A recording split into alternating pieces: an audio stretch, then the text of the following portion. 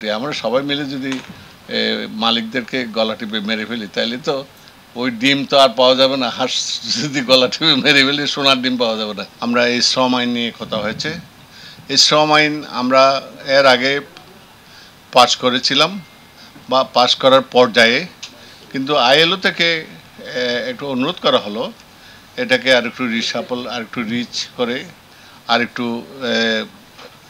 একটু কিছু সংযোজন, যুগোপযোগী আরও কিছু সংযোজন বা কিছু বিযোজন করে এটাকে সময় উপযোগী আইন করার জন্য তাদের একটা অনুরোধ ছিল। সেই অনুরোধের পরিপ্রেক্ষিতে আমরা এটা গত সংসদে পাশ করিনি। তো এবার কথা হয়েছে আমার তাদের সাথে, আইএলওতে সুইজারল্যান্ড আমি ছিলাম, তাদের সাথে কথা হয়েছে। আমরা এই যে নেক্সট যে 2 তারিখে যে সংশোধন বাজেট সেশন শুরু হবে, এই সেশনে আমরা এই আইনটা ইনশাল্লাহ সবার সাথে কথাবার্তা বলে, সবার সাথে পরামর্শ, শ্রমিক মালিক সবার সাথে পরামর্শ করব। আমরা একতরফা তো করতে পারবো না। আমরা শুনেন এই মন্ত্রণালয় শ্রমিকের পক্ষে এটা লেবার মিনিস্ট্রি, এবং লেবাররা তো লেবার আমাদের, তো আমরা তো মেজরিটি। 40% বেশি গ্লো, বিশ্বের 1 নম্বর গ্লো ক্রিম, নতুন গ্লো এন্ড লাভলি। আমরা সবাই মিলে যদি মালিকদেরকে গলা টিপে মেরে ফেলি তাহলে তো ওই ডিম তো আর পাওয়া যাবে না। হাঁস যদি গলা টিপে মেরে ফেলি সোনার ডিম পাওয়া যাবে না।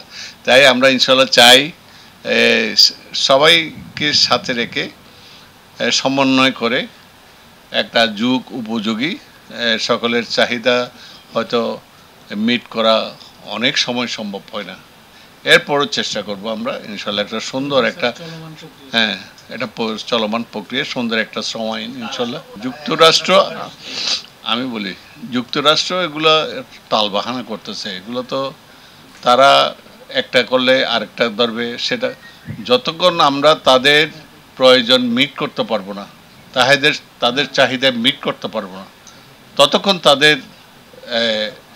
তারা আমাদের সাথে এগুলো করতে থাকবে। আমরা যদি বলে যে আমাদেরকে গ্যাস দিয়ে দাও, বা আমাদেরকে ওই সেন্ট মার্টিন আইল্যান্ড দিয়ে দাও, তো এটা তো বঙ্গবন্ধুর মেয়ে, আপনারা তো জানেন। আমরা বঙ্গবন্ধুর মেয়ে ভাঙবে না, মস্কে যাবে। আপনারা জানেন 92-তে মনে হয় এসেছিল আমেরিকার প্রেসিডেন্ট বিল ক্লিন্টন। উনি অনেক আশা ভরসা নিয়ে এসেছিল আমাদের গ্যাসগুলো পারচেস করবে।